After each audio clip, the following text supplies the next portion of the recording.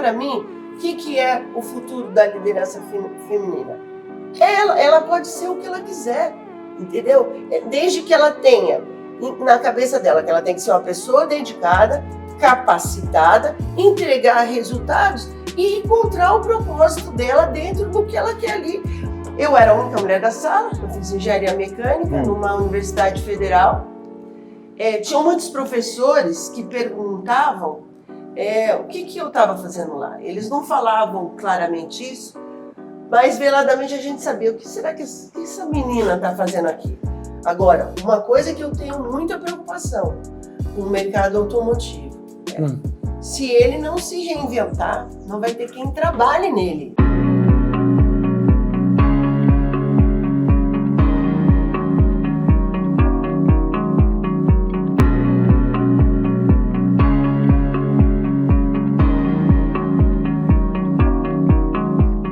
E a gente trouxe uma liderança feminina hoje, certo, Géser? Liderança feminina, é isso aí. Angélica Naus. Obrigado, Angélica.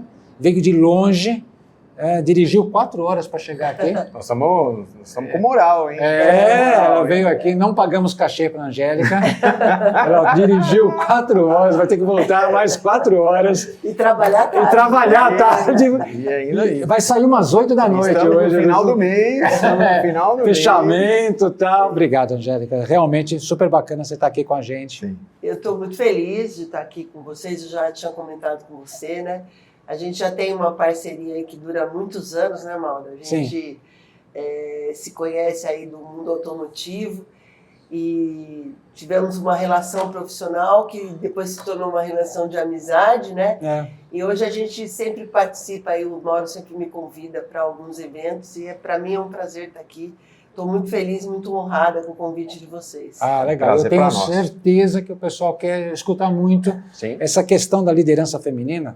Porque eu convidava, como ela disse, essa relação já é longa, né? Eu convidava a Angélica há 10 anos atrás para falar, e a mulher, como é que é a mulher líder? 10 anos atrás. Quer dizer, mudou tanta coisa.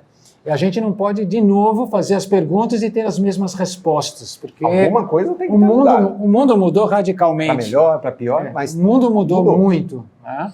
Então, Angélica, eu acho que é uma pergunta que todo mundo quer saber, realmente. O que é essa mulher na liderança, sem o romantismo, sem aquela coisa piegas, mas o que é uma mulher? A gente sabe as dificuldades que vocês passaram para chegar numa posição que você tem.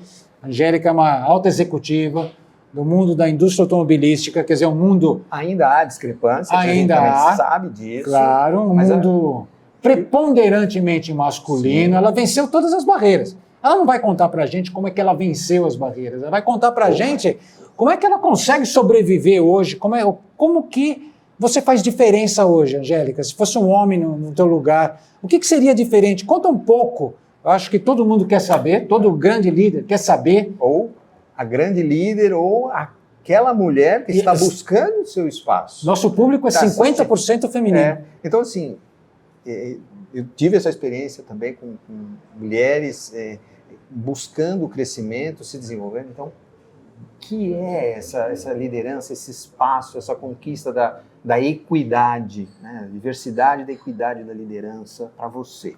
Bom, eu acho que eu preciso dividir essa resposta em algumas partes. Né? Primeira coisa, na minha carreira eu sempre quis ser uma mulher diferente das outras, né?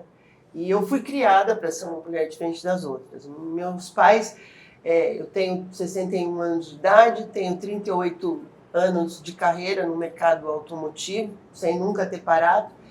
Eu sou de uma época em que a maioria das mulheres eram criadas ainda para casar, né? Elas podiam até trabalhar, mas a principal, né, objetivo das mulheres do meu tempo ainda eram se casar. E meus pais não, eles sempre me criaram para estudar, para ser uma mulher independente. A minha mãe não queria que eu fosse dependente como ela, e o meu pai trabalhava, né, nesse mercado automotivo, indústria, não o mesmo ramo que eu, porque era um ramo químico, mas ele queria que eu tivesse uma carreira que eu quisesse ter. Então eu não aprendi a cozinhar, porque a minha mãe não deixava eu cozinhar, porque ela dizia que eu não tinha que cozinhar, eu tinha que trabalhar, né? eu tive uma avó que era árabe, e quando eu nasci, ela teve dificuldade, porque o primogênito deveria ser um homem, e eu fui uma mulher. Então, deu tudo errado, é isso? Todas aquelas coisas que você escuta, né? Sim. E aquilo foi desenvolvendo em mim, tanto a oportunidade que meus pais me davam de ser diferente, como essas coisas que eu escutava, que a minha avó queria que eu tivesse sido homem, isso tudo vai fazer, não, eu quero ser uma mulher diferente das outras. E aí, o que eu fiz para isso? Eu me adaptei ao meio, porque naquela época o meio não se adaptava a você. Hoje o meio se adapta a você, existe sim preconceito, mas naquela época você tinha que se adaptar ao meio. E como você se adaptava ao meio? Eu quis fazer uma carreira que fosse essencialmente masculina. Quando eu fiz o meu teste vocacional, dava muito mais área de biomédicas, medicina, qualquer coisa na área de saúde ou na área de humanas do que engenharia. Só que eu queria ser astrônoma, astrofísica. E na época era muito difícil, porque tinha que estudar no Rio de Janeiro, meu pai não ia estudar lá, eu fui criada aqui em São Paulo, não ia deixar eu estudar lá, eu fui criada aqui em São Paulo. Enfim, o que era mais próximo de astrofísica era engenharia. E aí o que eu disse, se eu fizer engenharia, eu vou ser uma mulher diferente das outras. Então, aí começou. Eu era a única mulher da sala, eu fiz engenharia mecânica numa universidade federal. Tinham muitos professores que perguntavam o que eu estava fazendo lá. Eles não falavam claramente isso, mas veladamente a gente sabia o que será que essa menina está fazendo aqui. Assistindo, um corpo estranho. Assistindo aula de sistemas térmicos, né? Assistindo aula de máquinas de fluxo, mecânicas dos fluidos. O que essa menina está fazendo aí? E, por outro lado, também eu tinha muito apoio dos meus amigos, dos meus colegas de escola, porque tem matérias mesmo que são difíceis para uma mulher, né? A gente não cresceu familiar, naquela época você não crescia familiarizado com isso. Mas eu tive muito apoio dos meus amigos, eles não queriam ficar sem nenhuma mulher na sala, então eles me ajudavam a estudar, eles me davam... Pelo menos temos uma, né? Temos que preservar essa. Enfim. E aí, depois, quando eu ingressei para o mundo automotivo, o primeiro estágio que eu fui a primeira mulher no chão de fábrica, não tinha uniforme de mulher, eu tive que usar o uniforme das moças da limpeza, porque não tinha uniforme de mulher, não tinha banheiro de mulher, né? Eu tinha que ir no banheiro do escritório, e aí eu subia toda suja, porque eu operava máquina, né? Porque eu comecei, eu era engenheira já, mas eu comecei operando máquina, torno, retífica, fresa. Então, era desconfortável subir no escritório toda suja, ou então eu tinha que ir no banheiro dos homens e pedir para alguém ficar Você não queria ser diferente? Você queria ser diferente? E aí, então assim, e por aí foi. E eu acho assim, que a liderança feminina que você fala. Sim. Eu fui trilhando um caminho de dedicação, de foco, de resiliência, né? Fui me adaptando ao meio, sendo flexível, me capacitando, porque eu precisava me capacitar. Mas você acredita que até trazendo para os dias de hoje, né? Para quem está passando por esse processo, né? De desbravar o seu próprio caminho, é só uma questão que você se adaptou ou você consegue enxergar que em determinados momentos você criou uma consciência ao redor? Por exemplo, não havia banheiro para mulheres.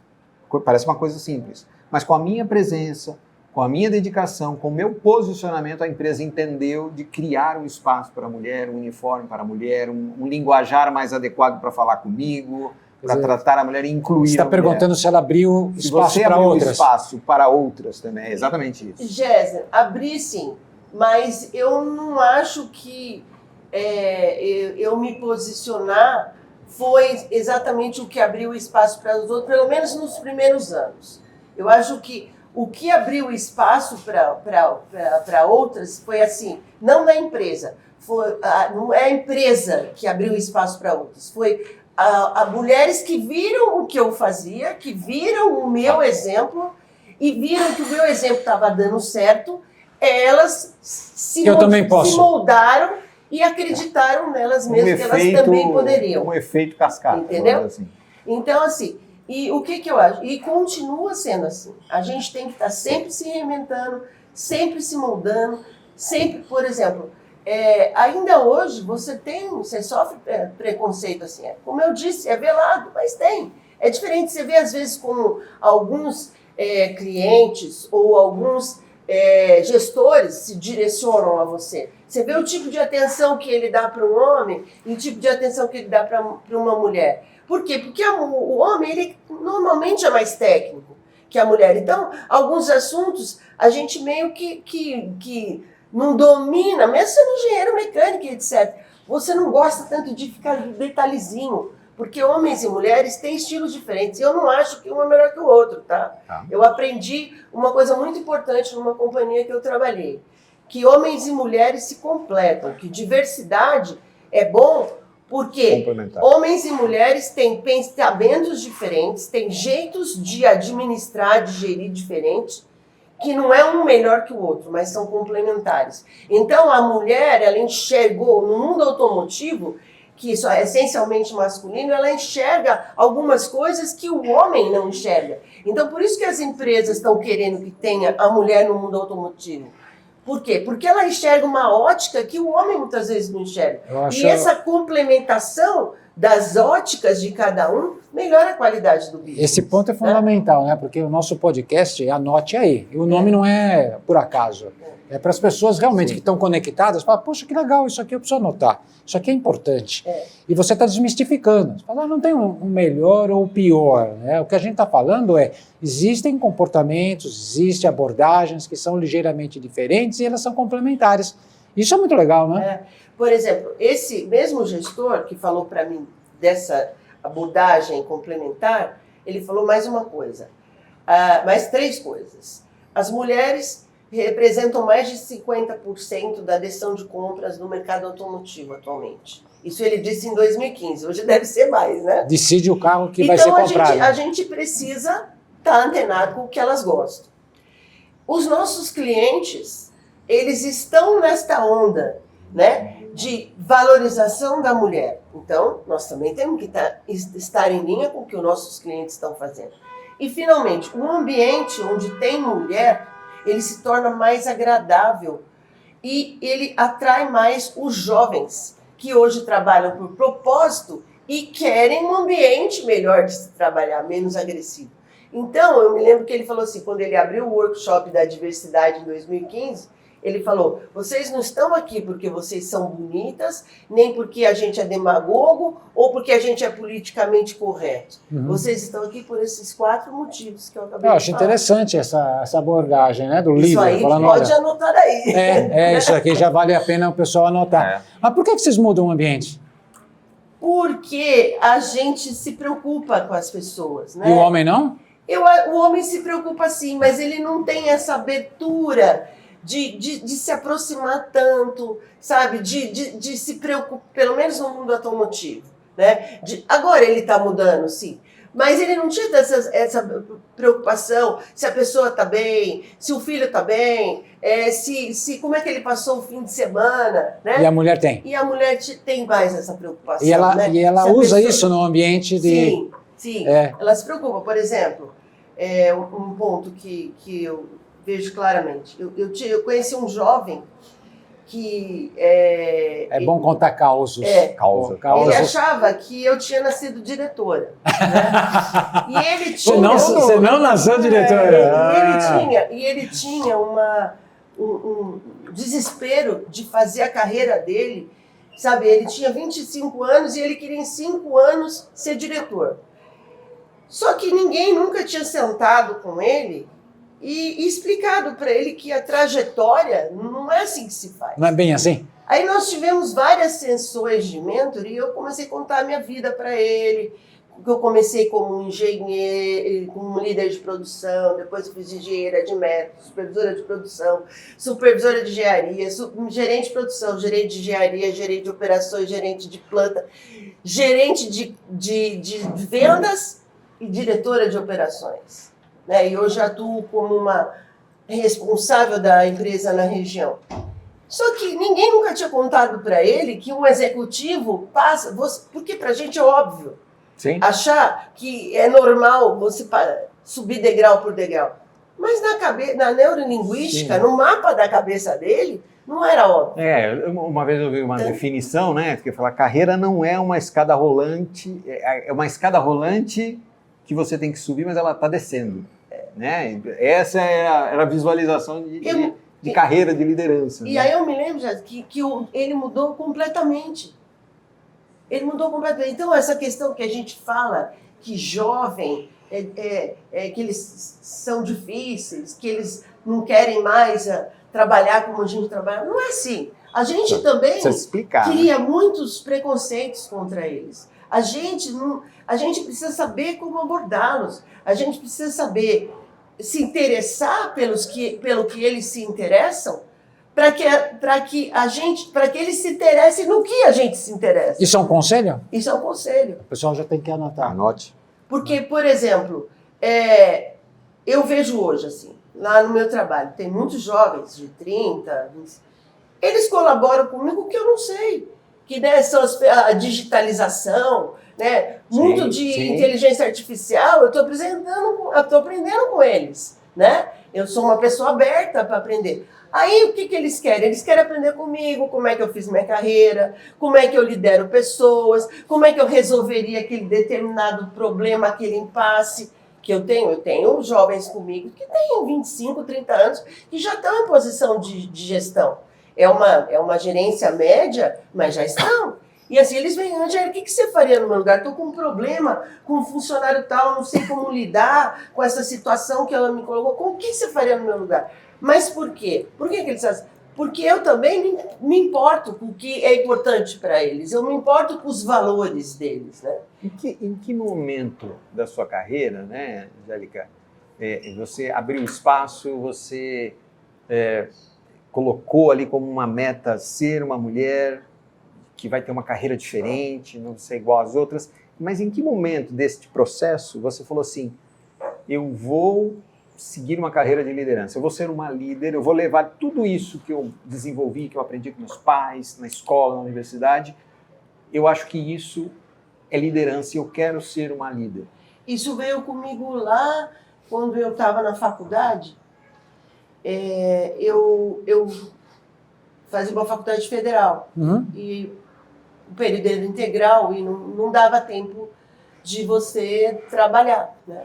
Dava tempo de dar aula particular, aula em colégio, mas não tinha como ter. Mas eu participava de todas as atividades acadêmicas. Então, eu fui do diretório acadêmico. Aí, o diretório acadêmico da universidade que eu estudei, ele era uma boate. Então, a gente, uma vez por mês, você tinha que trabalhar na boate, pagando os fiscais, pagando os garçons, administrando o que estava acontecendo ali na noite. Né? Eu tinha a rádio da faculdade, eu trabalhava na rádio da faculdade, eu fui da comissão de formatura, eu liderei a comissão de formatura para a gente juntar, né, dinheiro para fazer a formatura, porque naquela época você tinha que juntar dinheiro, né? Os pais pagavam uma parte muito simbólica, né? E ali eu descobri que eu era uma líder, e que eu queria ser uma líder, que eu queria trabalhar com liderança, que eu gostava de gente, que eu queria liderar gente, que eu queria fazer as pessoas darem o melhor delas a maior parte do tempo.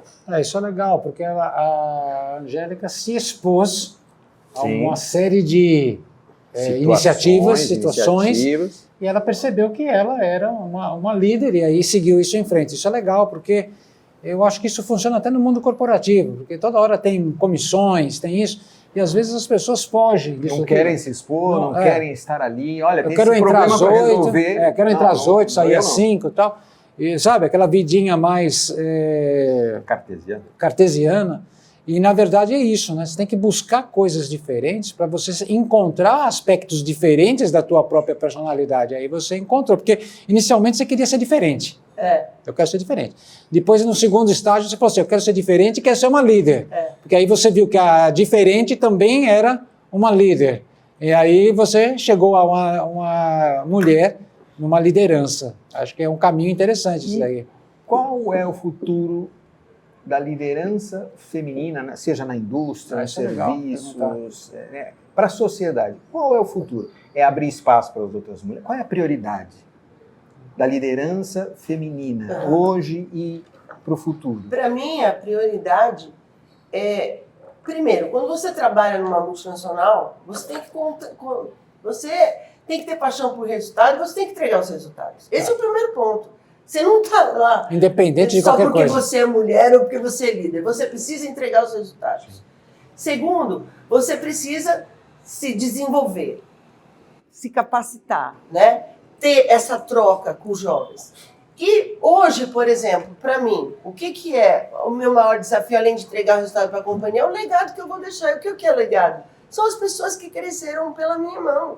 Então, por exemplo, hoje eu tenho pessoas que começaram comigo lá como operadores, analistas, engenheiros, que hoje são general managers de companhia, ou seja, presidentes, são os números 1 das companhias, diretores, gerentes sênior. Então, eu tenho um legado e essas pessoas até hoje me ligam. Angélica, eu vou fazer um movimento de carreira, o que você acha? Então, para mim, o que é o futuro da liderança feminina? Ela pode ser o que ela quiser, entendeu? Desde que ela tenha na cabeça dela que ela tem que ser uma pessoa dedicada, capacitada, entregar resultados e encontrar o propósito dela dentro do que ela quer ali, a maneira como ela pode contribuir e melhorar aquele meio que ela vive. Já que, né, a mulher tem esse lado que é mais maternal, tem esse lado que torna o ambiente melhor, ela pode contribuir da maneira como ela quiser, desde que ela se dedique, se capacite e tenha um propósito. Eu acho que o futuro da liderança feminina é ela ser o que ela quiser. Isso, para mim, não tem limites para ela. E você acha que a liderança feminina, com todos esses aspectos, mas os aspectos complementares ao homem, ela consegue uma entrega diferenciada também? Porque, no final das contas, a gente tem que fechar a conta. No final do mês, a gente tem que fechar a conta. Seja homem, seja mulher, o que tiver lá em cima, tem que fechar a conta. E eu achei legal você falar delivery, quer dizer, tira o romantismo, eu tenho que fazer entrega, e você sabe a pressão que você tem para fazer a entrega. Você acha que a mulher entrega de forma diferente? Você acha que todos esses aspectos que a mulher aborda, esse cuidado que ela tem com o ser humano, essa preocupação, como é que foi no fim de semana, como é que está a família e tal, isso de alguma forma impacta a sua entrega? Como é que você vê isso? Eu não acho que a mulher entrega mais que o homem. Eu acho que ela entrega a mesma coisa. Os casos que ela entrega, os casos que ela entrega mais são os casos que ela tem que provar que ela serve para estar ali. Aí ela tem que entregar mais.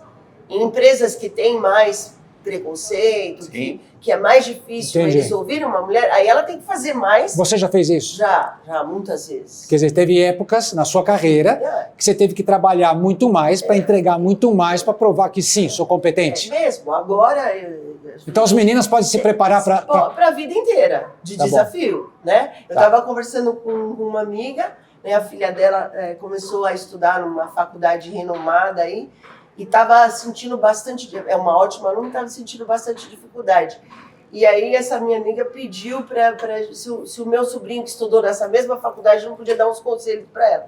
E aí meu sobrinho deu e falou, o problema é que essa escola é difícil, vai ter que estudar muito, vai ter que se esforçar. Daí a minha amiga falou, ela queria que a filha visse que até hoje nós lutamos muito. Eu passo por situações que eu tenho que estar sempre provando que eu estou no lugar certo, que eu consigo fazer o que tem que ser feito, que eu tenho capacitação para aquilo. Ainda mais quando você vai ficando mais velha, você também precisa mostrar que você ainda tem energia, que você ainda está atualizado. Aí a gente começa a acumular preconceitos, exato, né? Tem o preconceito. Você começa a ter o preconceito inicial da cidade que você nasceu, o CEP. Sim. O primeiro preconceito é o CEP. De qual CEP da cidade que você nasceu, que já é o primeiro preconceito. Aí vem os preconceitos raciais, aí o de gênero, sociais, aí você vai envelhecendo e aí vai vindo o preconceito do etarismo. Né? Quer dizer, não tem como, né, Angélica? Vai acumulando, vai somando isso e você vai ter que lutar contra tudo isso. E as companhias que a gente entra, né, elas sempre estão mudanças, né? Em reestruturações, né? Eu abri 3 fábricas, fechei uma, então elas estão sempre em mudança e reestruturação. E se você, né, não tem essa resiliência de mudar, né, de se reinventar, você não continua. Né? Você não pode achar que o que você fez ontem vai dar certo hoje, como você já falou. Você tem que fazer diferente. E para fazer diferente, você tem que ouvir, você tem que ir lá com o jovem, ver como que ele faria, mas ao mesmo tempo dar abertura para ele usar a tua experiência e a junção das duas coisas vão fazer com que você tome uma decisão melhor. Então eu acho que é sempre, as mulheres elas podem ser o que elas quiserem, desde que elas tenham energia, foco, dedicação e capacitação.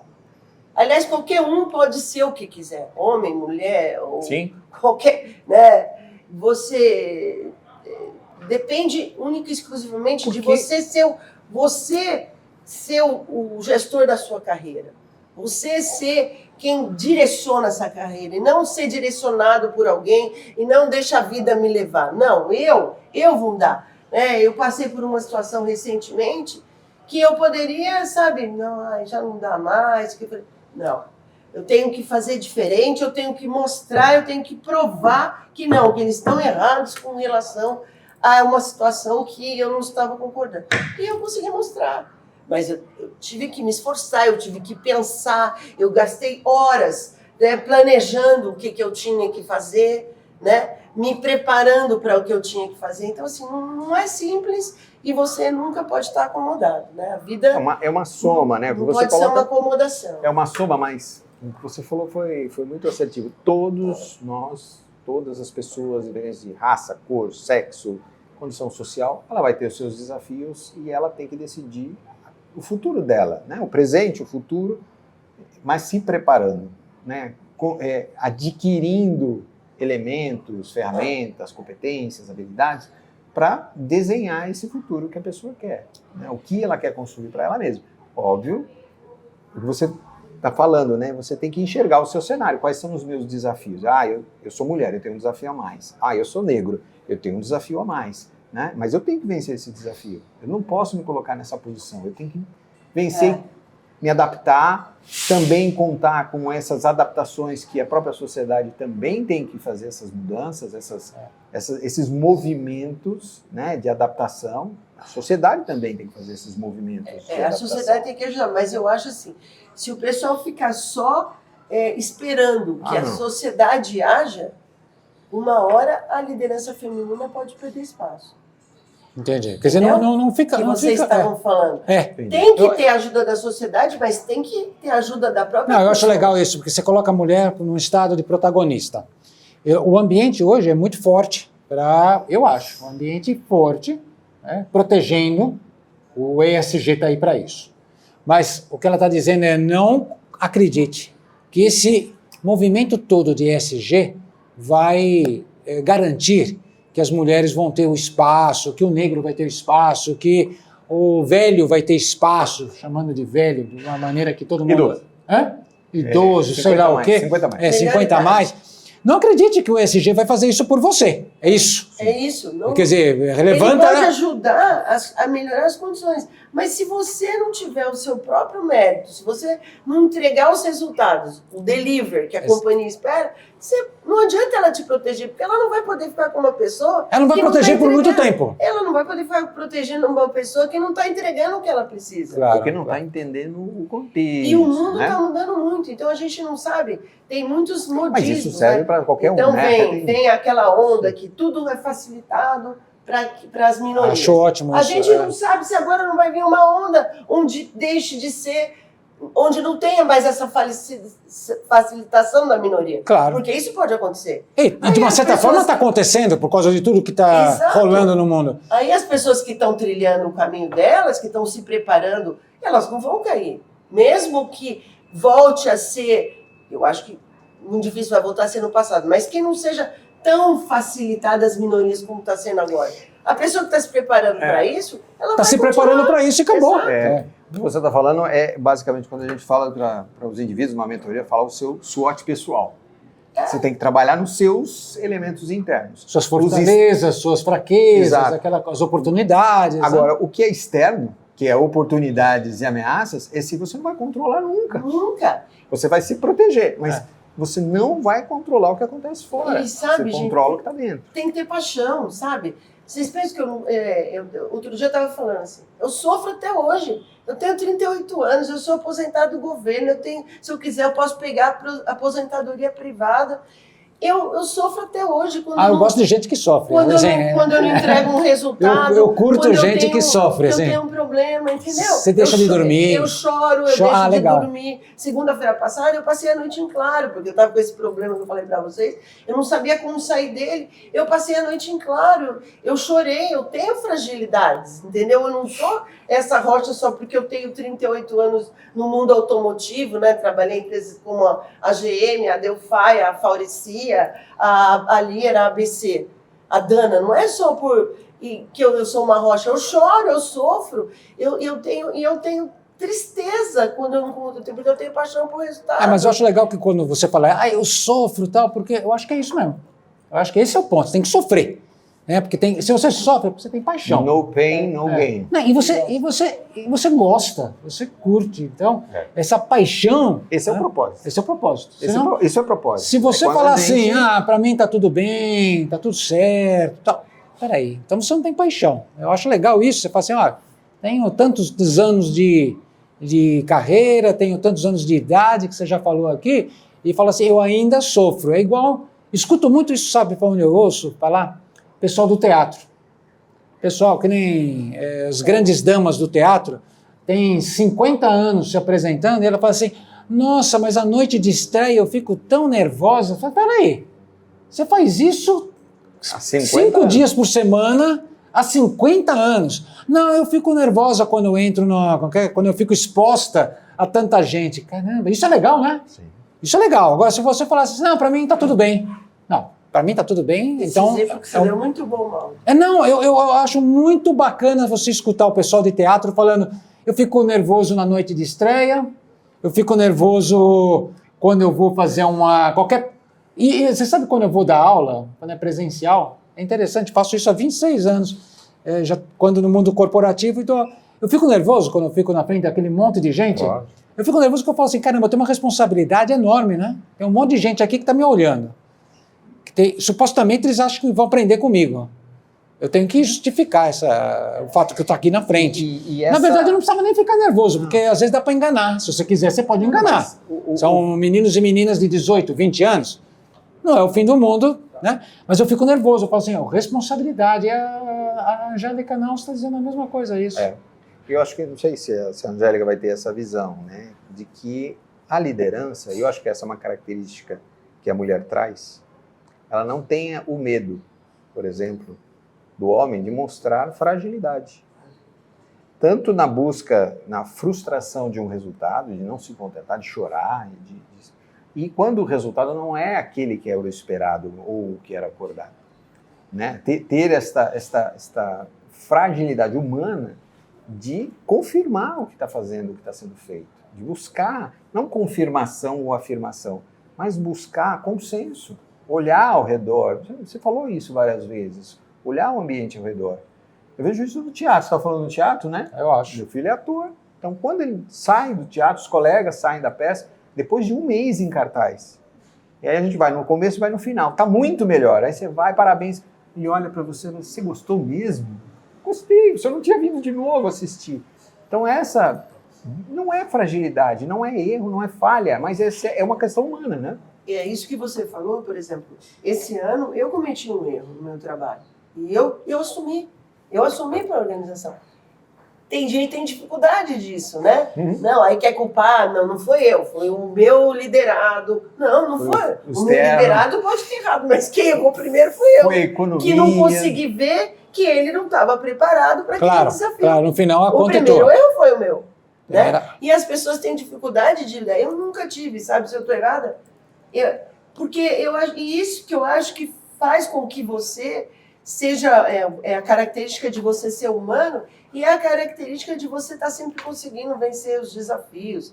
Porque você não se abate com eles, né? Você sofre, você chora, aí já amanhã, um outro dia, o que eu vou fazer diferente? E vamos para cima. E falando de desafio, Angélica, eu acho que não tem nada mais desafiador hoje em dia do que o mercado automotivo.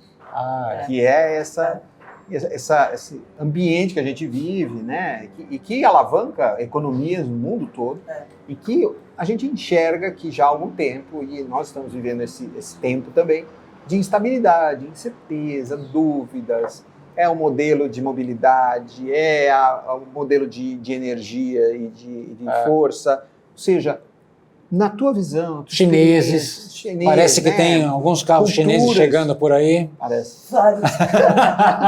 Multimarcas, milhares. Gente fazendo o que a Nike faz, né? Quer dizer, vem fábricas pelo mundo e faz o produto e coloca o emblema da Nike, o logotipo da Nike. A indústria automobilística também está caminhando para isso. Então, o ambiente é complicado, que a gente queria escutar de você. A gente, sempre que traz um convidado que passa pela indústria automobilística, a gente sempre quer saber, né? Teste de sanidade mental, o que todo mundo está pensando? É verdade, porque ninguém sabe o caminho, ninguém sabe. Porque eu só faço sanidade, porque se alguém soubesse... Se alguém tiver a receita, conta. Está todo mundo procurando a receita. Tá a gente não tem, mas a gente pergunta para todo mundo que passou na indústria automobilística, a gente pergunta, o que você acha, para onde que vai... O que o jovem que está escutando a gente, está assistindo a gente... É a sua visão pessoal. Né? E é muito importante. 38 anos? 38 anos, você já viu fases, essa nova fase. O que pode, porque, de novo, você também não vai ter... Mas no que a tua experiência traz até aqui, o que você enxerga? Para que as pessoas que estejam assistindo também entendam, falam assim, pode ser... Construam também a sua própria concepção. Né? A visão da Angélica é fundamental. Porque eu acho assim, a parte técnica... Não temos o que questionar, vai acontecer, é o híbrido, é o elétrico, é o carro autônomo, isso daí não é uma realidade mais longe, né? Pode ser longe da gente no mercado brasileiro, né? A gente sabe que o elétrico até deu um passo para trás em função da Europa não ter infraestrutura, dos Estados Unidos não ter infraestrutura, a gente sabe disso. Mas, gente, o mundo, você tem tantos engenheiros e tantos centros de pesquisa que a parte técnica ela vai acontecer. Esse carro que talvez um dia até voe por aí. A bateria vai durar mais. Como a gente via, né, nos Jetsons lá do nosso tempo. Isso daí não vai deixar de acontecer. Talvez não seja do jeito que a gente imagina, mas esse carro vai evoluir cada vez mais para uma tecnologia friendly para quem está dentro dele, que os jovens gostem daquele carro ou não gostem, porque também tem muitos jovens que não querem mais dirigir, que eles preferem o metrô, preferem o ônibus. Mas eu acho que a evolução técnica, e você pode falar muito mais do que eu sobre isso, porque você estuda muito sobre isso, ela vai ocorrer. Estou vendo meu filho estudar engenharia na mesma faculdade que eu estudei, a mesma engenharia mecânica, mas muito diferente do que eu estudava. Quer dizer, a base é a mesma, né? Mas as ferramentas são totalmente diferentes. Agora, uma coisa que eu tenho muita preocupação com o mercado automotivo se ele não se reinventar, não vai ter quem trabalhe nele. Opa. Não, pera. Agora você tem que explicar. Reinventar é uma palavra que funciona para tudo. Vou reinventar minha cozinha, vou reinventar meu quintal. Reinventar a maneira... O que é reinventar? Reinventar o DNA, que é esse DNA de agressividade, de parceria, que às vezes não é parceria. Eu vejo as empresas mudarem. Né? Eu tenho clientes que hoje, montadoras, que são muito diferentes do que elas eram no passado. Mas, gente, o ambiente ainda é um ambiente que você tem que trabalhar de 6 horas da manhã às 10 da noite, sábado e domingo. Você tem crise, você tem que ir lá se doar. É fechamento do mês. E aí, é fechamento do mês, sabe? Você tem que... Vamos tomar um café? Não, é fechamento. Então, o que eu penso? Os jovens, eles não querem mais essa vida. E não é porque eles são vagabundos, não. É porque eles pensam diferente. Né? Como o Kleber estava falando, eles têm um propósito. Então, por exemplo, o meu filho, ele me admira como profissional, né? Tanto que ele está seguindo os meus Sim. passos, mas ele falou assim, eu não quero ter sua vida, É só mãe. vida, não faz sentido. Né? Os meus amigos que são entendidos, porque ele também, né, fez engenharia como eu, de insistência tal, não era o que ele mais tinha habilidade. Ele falou, meus amigos que são gênios também não querem essa vida. Então ele estava falando para mim, quem que vai trabalhar nas montadoras, nas companhias de autopeça? Cada vez mais a gente está tendo dificuldade. Mas não é por isso que está indo para a China? Porque eles topam isso? É uma provocação para você. Mas é uma mesmo lá está provocação. mudando, né? Oi? A gente sabe que lá está mudando. Eles ainda aceitam, né? Muitas coisas que nós não aceitamos mais, mas já não é mais como antes. Os jovens de lá já não moram mais na empresa como os pais moravam. A gente sabe disso, né? Eu trabalho numa companhia que é mão de obra intensiva. Então, por exemplo, quando ela foi para a Romênia, quando ela veio para o Brasil, né, há 30 anos atrás, a gente aceitava tudo, né? Hoje não se aceita mais. Então você vai mudando, mas aí os países também vão mudando, a cultura vai mudando. E você acha que daria certo? Agora, outra provocação. A gente sabe como é que é entrar às 6, olhar a máquina que quebrou durante a madrugada. Você já fez isso, manutenção, olhar, conversar, discutir. E aí você fica vendo startup do primeiro turno, aí vem o segundo turno, você quer estar no startup do segundo turno também. Você dá uma passadinha lá no sábado para ver o pessoal fazendo manutenção. Não é assim que você faz? Mauro, não vai. Eu tive uma crise na companhia agora. Eu trabalhei 10 finais de semana, seguido, sábado e domingo. Eu, Angélica, estava no pé da linha junto com o time. E dá para ser diferente? Não dá. E como que a gente vai reinventar? Então, reinventar precisa se planejar de forma diferente, como você lança produto, como você capacita as pessoas. Eu sei que hoje em dia você tem que ser muito rápido, tem que ter um time, então você tem que ter equipes maiores, você tem que planejar 10 anos antes o que você... Porque se você tiver que ter essas crises que acontecem muito... Qual jovem que vai ficar 10 fins de semana inteiro? Só a Angélica. Não vai. Você vê, eu tenho pessoas Só que... Só você, Angélica. Tiveram vários que foram, mas eu vou contar nos dedos para você quem esteve lá todos os finais de semana que eu estive. E eu podia falar pro cara, você tá errado? Não. É o jeito que ele encara a vida. Tem que ter tolerância. Entendeu? Então, ou a gente muda essa relação, a maneira como a gente lança produto, a maneira como a gente capacita as pessoas, a maneira como a gente atrai as pessoas. É uma mudança muito estrutural. Muito estrutural. Não é um negócio simples, é coisa que, sabe, tinha que sentar um grupo de executivos das montadoras e trabalhar nisso anos. Porque daqui 20 anos, eu tenho dúvida se vai ter quem trabalhe. Numa autopeça ou numa montadora. Vamos combinar que não se vende tanto carro, veículos, quanto se vende caminhões. E a cadeia é completamente diferente, o ritmo é diferente. Quanto se vende tratores, que também são automóveis, né, veículos, e o ritmo é diferente. E não se vende tanto trator, caminhão, quanto se vende celular. Sim. E a vida de quem trabalha no mundo, por exemplo, dos smartphones, né, dos eletroeletrônicos, não é essa loucura que a gente vive. Talvez eles tenham outras loucuras, não sei, precisamos convidar alguém de eletroeletrônico para... Estamos convidando alguém de eletroeletrônicos para conversar. Mas é outra vida. Perceptivelmente é diferente, as margens, a vida, o cotidiano. Vão ter outros desafios que talvez a gente não saiba. Mas eu entendo o que você está falando, a cadeia se moldou de uma determinada forma, num modus operandi, que é isso. É fechamento, é crise, é margem. Não, eu acho que o ponto dela é uma revolução, eu acho super pertinente. É a quinta revolução industrial. Agora, não é uma coisa óbvia, né? Você vê, Mauro, meu filho, ele tem na sala dele, né? É uma sala que foi logo pós-pandemia, e eles são bem capacitados, é uma turma bem boa, forte. Ninguém, numa sala de 40, ninguém quer ir para automotivo. Aí. Ninguém. Aí a gente vai ficar sem mão de obra. A gente procura, Paraisópolis, né, é perto de Itajubá, que tem uma... É lá que ele estuda, em Itajubá? Que é a universidade que eu estudei, a Federal de Itajubá. Você não consegue trazer pessoal para fazer estágio lá. Não querem, não tem interesse. Porque é o ambiente que se criou. E quem criou? Que é o Fomos mesmo nós. ambiente de 40 anos atrás. Não, ele melhorou muito, sabe? A relação com a montadora Assim, é muito mais... mas eu estou por falando exemplo, intenso essa da mão de crise obra. que eu passei agora, eu já passei outras vezes da minha vida e foi muito mais tranquila o tratamento com a montadora Sim. e etc. Mas ainda é isso que você falou, é uma cadeia que tem tudo embutido, um DNA de tudo com pressa, tudo para ontem. E se não tudo... fizer, alguém vai olhar para você e falar assim, ué, mas você está aqui ainda? Você não fez isso ainda? Então, para mim, esse reinventar que eu quero dizer, tem que ter discussões sobre isso, sabe? Talvez E eu não fóruns vejo- para essa e eu não discussão. vejo esse movimento.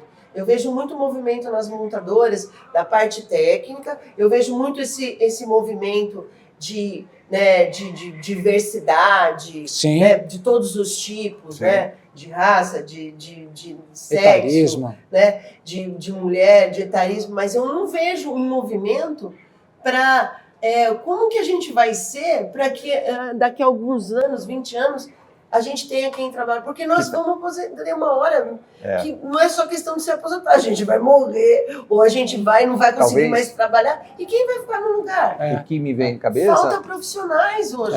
o que você está falando, né, e o que você está trazendo, é exatamente uma discussão que vai bater com a geracional.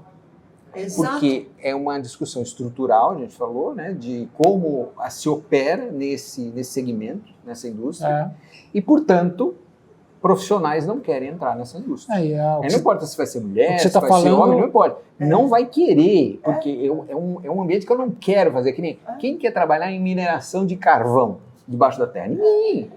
E não você vê, quer, por exemplo, não quer. forja, né? A indústria de forjaria Sim. hoje. Não tem quem Não que tem. quer trabalhar em forjaria. Fundição, para tirar a areia de dentro do molde. Quem quer Então, tem ficar com a algumas britadeira lá? coisas que Manutenção. precisam ser. E não é assim, sabe? Tem que ter estudos, igual as pessoas trabalham para desenvolver a parte técnica, né? De como que eu vou fazer, como que lá no passado começaram a estudar como que é fazer um carro elétrico, a bateria. A gente precisa ter gente que estude isso. Porque senão tem alguns segmentos que a gente não vai ter mais profissional para trabalhar. Quer dizer, não é uma questão nem de idealismo que a Angélica está Não. falando, não é idealismo.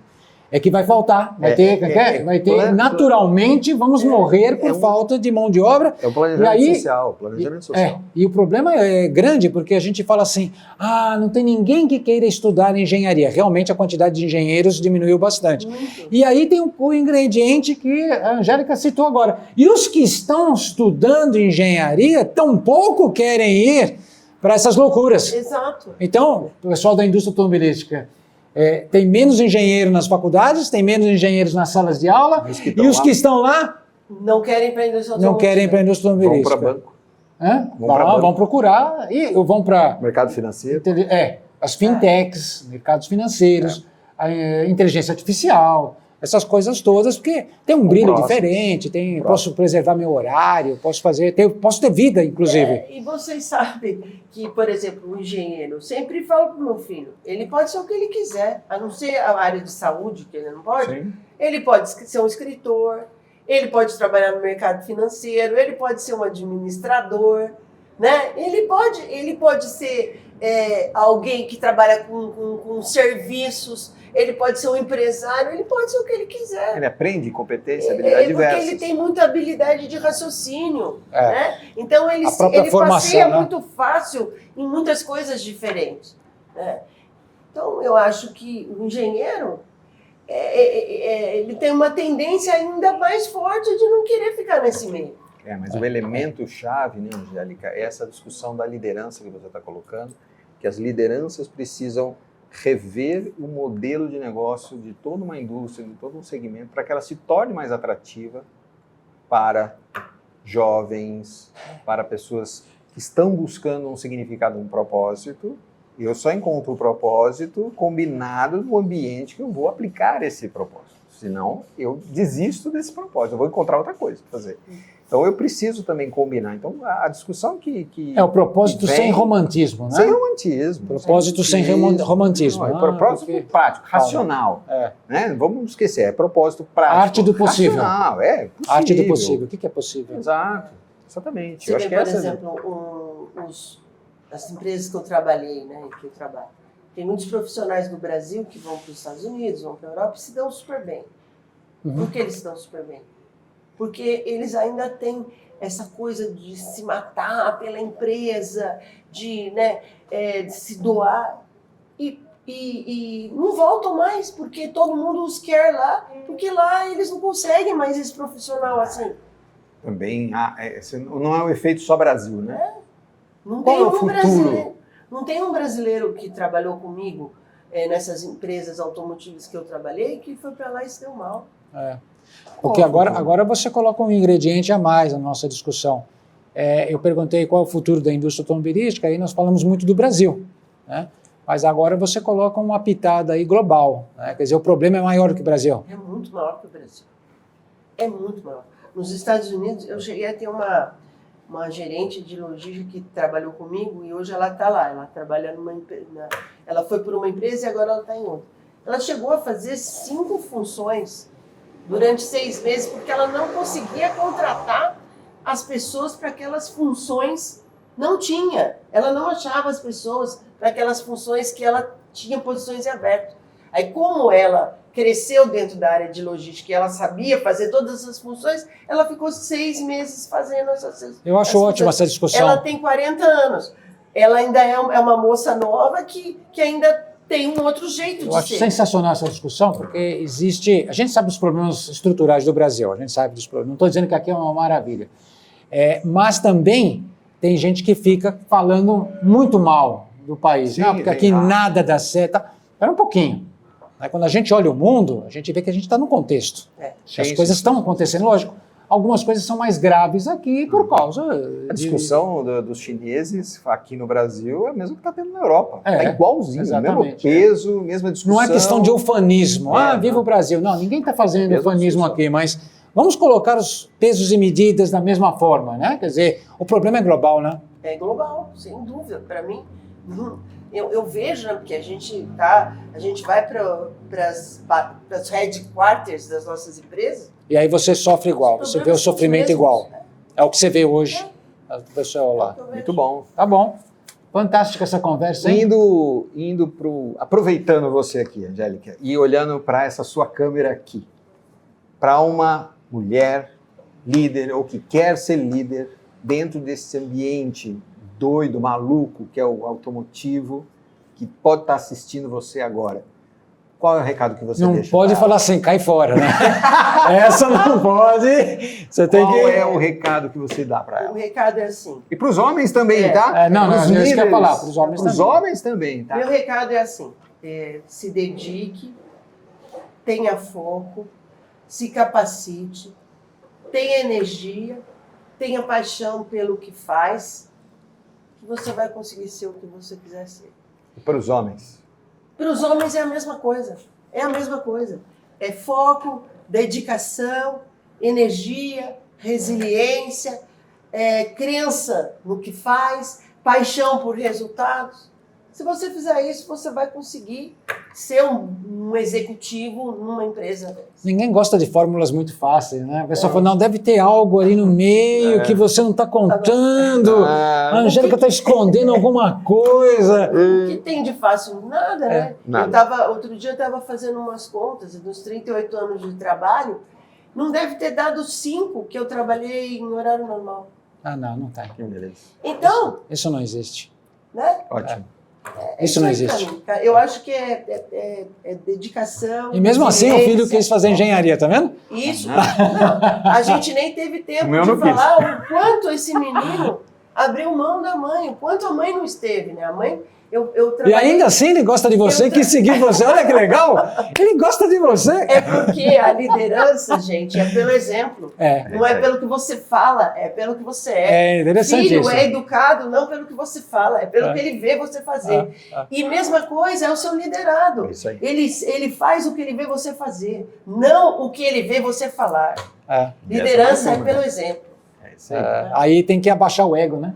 O ego Aí tem que abaixar o ego. é muito porque- bom. Tá bom, Angélica, muito obrigado. Foi pela bacana, sua hein? participação, Obrigada. Eu pela nossa adorei estar aqui conversa. com vocês, adorei ótimo. conversar com vocês. Mauro, já sou fã, agora sou sua fã também. Nós é que somos fãs de você. Muito essa interação de vocês, Ah, a não, é maneira bem legal. como vocês conduzem, deixa a gente muito à vontade, faz com que a gente tenha vontade de falar, de passar todo o recado que a gente quer passar. E o ambiente Muito bom. propicia Muito isso, tudo gostoso aqui bonito, também, bacana. consegui tomar E você nasceu aqui perto.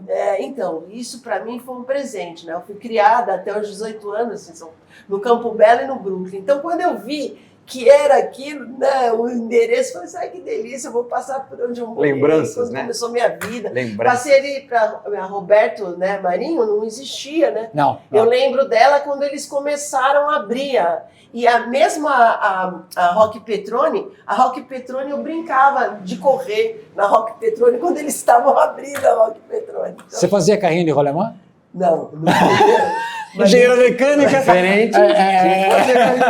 Perdeu essa oportunidade. Faltou isso no currículo. Obrigado, Angélica. Foi Obrigada, ótimo. gente. Viu? Obrigado Muito a todos obrigada. Foi pela um prazer conexão. enorme estar aqui com vocês, Compartilhem, coloque like. A gente está aqui para realmente fazer conexões. O Géser com a empresa dele, a Maturos, o Mauro, eu com a minha empresa Big Learning. Estamos aqui para servir vocês. Conecte-se a nós. Muito obrigado. A gente se vê no próximo episódio. Tchau, pessoal. Um abraço. Tchau, pessoal. Valeu. Obrigada.